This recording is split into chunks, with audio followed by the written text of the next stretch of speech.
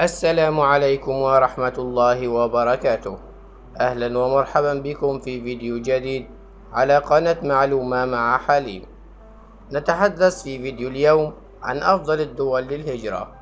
إذا كنت عزيزي المشاهد من راغبي تحقيق الذات، وكنت من الطامحين في تحسين مستوى معيشتك وتريد تحقيق حلمك، لكن ظروف بلدك محدودة ولا تسمح لك بذلك، وتريد الهجرة إلى بلاد أخرى لتحقيق ذلك الحلم، جئنا إليك بأفضل الدول وأسهلها والتي تساعدك على تحقيق هذا الحلم.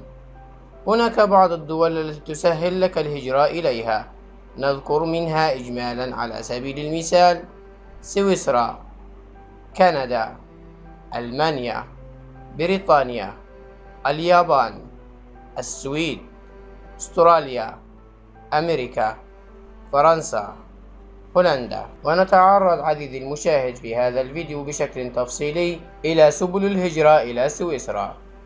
تقع سويسرا في الجزء الغربي من قارة أوروبا، وتشاركها حدودها ألمانيا وإيطاليا وفرنسا والنمسا، وهي جمهورية أوروبية ذات طابع فيدرالي.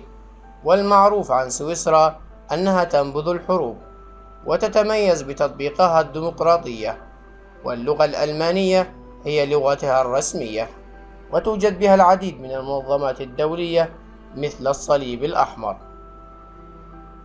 وتعتبر سويسرا من أفضل الدول التي يقصدها الناس للهجرة، لما تتمتع به من اقتصاد قوي في جميع المجالات، والذي يتمتع أفراد في ظله بمستوى معيشي مرتفع.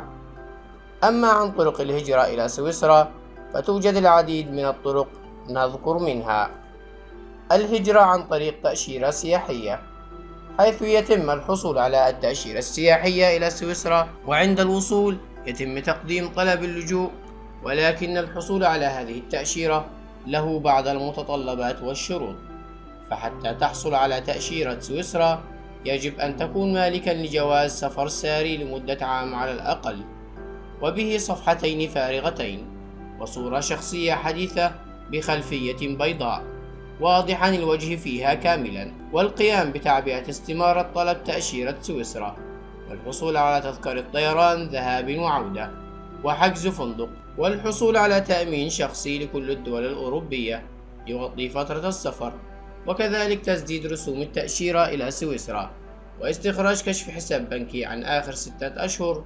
والجدير بالذكر أن متطلبات التأشيرة تتغير باستمرار، فيجب عليك عزيزي المشاهد مراجعة هذه الشروط على الصفحة الرسمية الخاصة بالسفارة السويسرية، أو زيارة أقرب قنصلية للسفارة. أما عن الشروط فيجب عليك عند تقديم طلب اللجوء أن تتوافر فيك بعض الشروط، مثل وجود خطر يهدد حياتك في حال عودتك إلى بلدك، ويجب إثبات ذلك حتى تحصل على اللجوء. ويكون طلب اللجوء كتابيا أو شفهيا في أي مركز حدودي في سويسرا، أو في أي مطار سويسري. وهناك العديد من المراكز التابعة لاتحاد الهجرة في سويسرا في أكثر من مكان، مثل العاصمة بيرن ومطاري جنيف وزيورخ.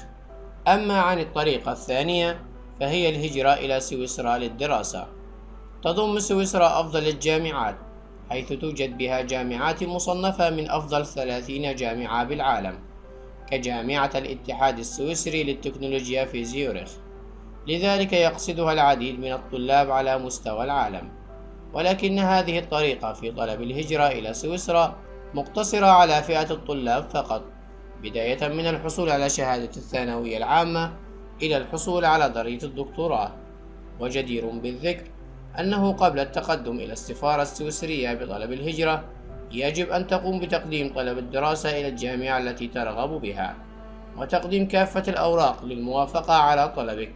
ثم بعد موافقة الجامعة المعنية تقوم بتقديم طلب الهجرة إلى السفارة، ولكن بالأوراق والمستندات الآتية: رسالة قبول الجامعة التي تم تقديم طلب الدراسة بها، مستند إثبات تسديد رسوم الجامعة، تقديم كشف حساب بنكي يسمح لك بالقدرة على مصاريف الجامعة والقدرة على المعيشة في سويسرا، تقديم السيرة الذاتية الخاصة بك. أما عن الطريقة الثالثة فهي الهجرة إلى سويسرا عن طريق العمل المقدم من أحد الأصدقاء أو الأقارب. إذا كان لديك أحد الأقارب أو الأصدقاء المخلصين المقيمين في سويسرا أو العاملين بها، فإنه من السهل الحصول على وظيفة في سويسرا، حيث أن هناك بعض المجالات التي لا يقبل عليها المواطنين في سويسرا، وهناك بعض المجالات التي تحتاج إلى خبرات، مما يسمح للأصدقاء والأقارب بتقديم طلب لصاحب العمل لحصولك على هذه الوظيفة، والذي بدوره إذا تمت الموافقة عليك يقوم بإرسال صورة من عقد العمل إليك لتذهب بها إلى السفارة أو القنصلية للحصول على تأشيرة السفر للعمل.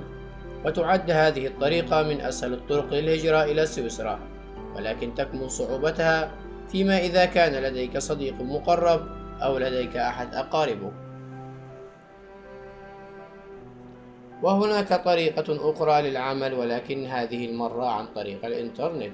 إذا لم يكن لك صديق مقرب مقيم في سويسرا يجد لك عملا، يمكنك عزيزي المشاهد أن تحصل على فرصة العمل في سويسرا بنفسك، وذلك عن طريق الإنترنت من خلال بعض المواقع التي تتيح لك التسجيل للحصول على وظيفة تناسبك. دعني أخبرك عزيزي المشاهد أن القانون السويسري يسمح لكل من قضى 3 سنوات في الأراضي السويسرية بشكل متصل التقدم للحصول على الجنسية السويسرية، وتصبح الفرصة أفضل إذا تزوجت من فتاة سويسرية شريطة الالتزام بالقانون السويسري دون ارتكاب أي مخالفات.